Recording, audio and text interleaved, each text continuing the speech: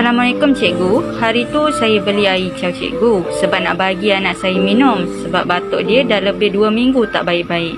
Alhamdulillah selama 3 hari berturut-turut anak saya minum, sekarang dah sembuh batuk dia.